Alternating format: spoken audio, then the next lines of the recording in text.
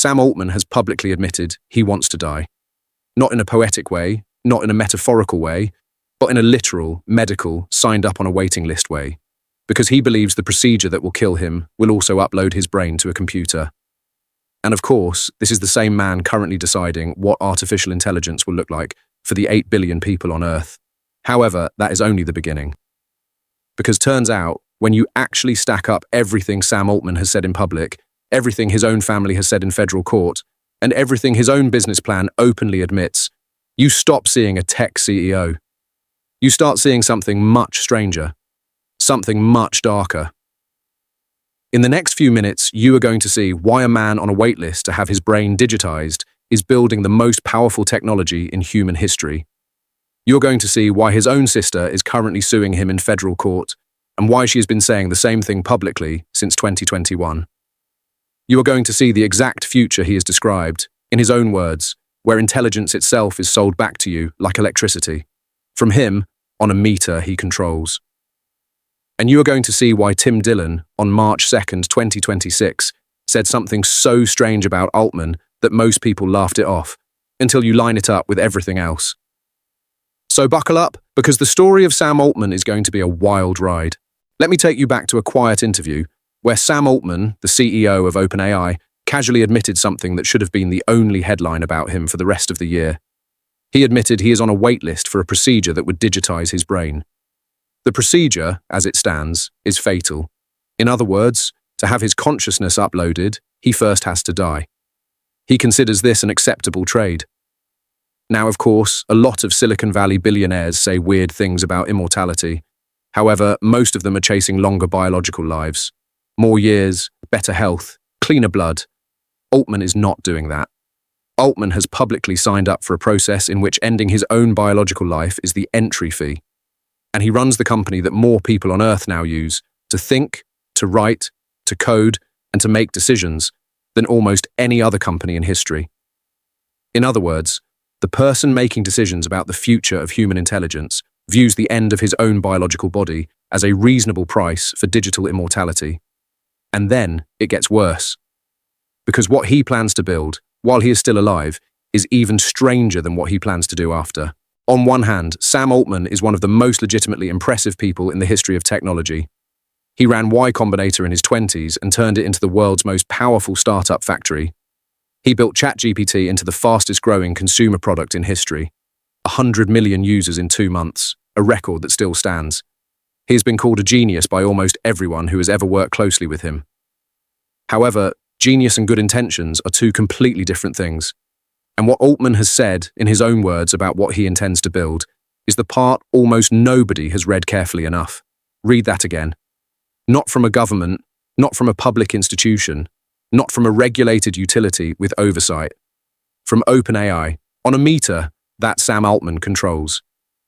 The framing is genius, if you think about it from a business perspective. Electricity and water are the two things no modern human can actually opt out of. You do not negotiate with the water company. You do not shop around for a different electricity grid on a Tuesday afternoon. You pay, or you do not have a life. And Altman is openly telling you, with no hedging, that this is the category he wants human intelligence to sit in.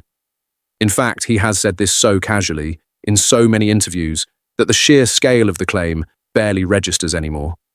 A private company, selling the ability to think, on a meter, to a planet of 8 billion people. It is, by any measure, the most ambitious monopoly proposal ever spoken out loud by a CEO in the modern era. However, the business plan is not the part that should worry you the most. The part that should worry you the most is what his own family says he is, behind closed doors. Her name is Annie Altman. She is Sam Altman's younger sister. And in federal court, as of an amended complaint still active in April 2026, she has accused her brother of sexually abusing and raping her, beginning when she was a child. This is not a new claim. Annie has been posting about the alleged abuse publicly since 2021. That is 4 years of public statements, on public platforms, under her own name, before any major outlet covered it in depth. 4 years. Think about that for a moment. The sister of one of the most powerful men in technology accused him, by name, of the most serious crime a sibling can accuse another sibling of. and for 4 years, it was treated as if it had not been said at all. His legal response was not silence. His legal response was to file a defamation counterclaim against her, his sister, in federal court. The darkest personal allegations against the man building the most powerful technology in human history come from the person who grew up in the same house as him. And of course, this is not a courtroom. This video is not here to rule on guilt. However, it is here to ask a very simple question. How is it possible that this lawsuit exists in federal court right now, and it is not the first thing anyone tells you about Sam Altman? 6 weeks after Altman's metered intelligence pitch, he sat down with Axios and said something that, in any other context, would have been a national emergency. He said it was, quote, totally possible that a world-shaking cyber attack could hit this year.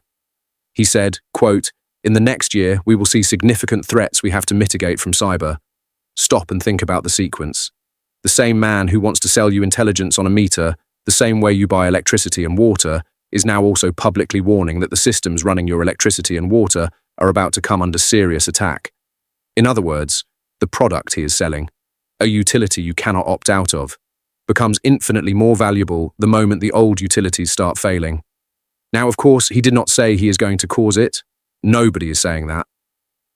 However, it is a ridiculously convenient warning to make, in public, from the exact person who stands to benefit more than anyone else on Earth, if it turns out to be true. On March 2nd, 2026, Tim Dillon told his audience something that most people treated as a joke. His exact words, quote, these people believe they're communicating with some ancient Sumerian deity. It's a demonic force that's going to take form through artificial intelligence. I have sources on this. The media called it a satirical rant, and honestly, on its own, it sounds insane. A comedian claiming tech billionaires think they are summoning an ancient deity through AI. Of course, that is going to get laughed off. But stack it. A man willing to die to upload his brain. His own sister suing him in federal court. A vision where he sells human intelligence back to humanity on a meter he controls. A warning about a cyber collapse of every utility. And a stranger so convinced of the danger that he drove from Texas to San Francisco with a Molotov cocktail. At what point does Tim Dillon's claim stop being the least believable thing on this list? That is the question. None of this is speculation. The lawsuit is public. The quotes are public. The waitlist is public. The warning is public. Every single claim in this video came from either Altman's own mouth or a federal court filing. The truth is, the real question is not about Altman at all. The real question is about everyone using his product. Because every one of these facts has been sitting in public, in some cases for years, and it has not changed a single thing about how this man is treated, covered, funded, or trusted. He is still building it. Hundreds of millions of people are still using it every day, and his sister is still waiting for her day in court. So the only real question left is this. Why do we keep building the future around a man we know this much about? Let me know what you think down in the comments, and tell me honestly, at what point, for you, do we have to be worried? Thank you for watching this video to the end. I'll see you in the next video right here. Cheers.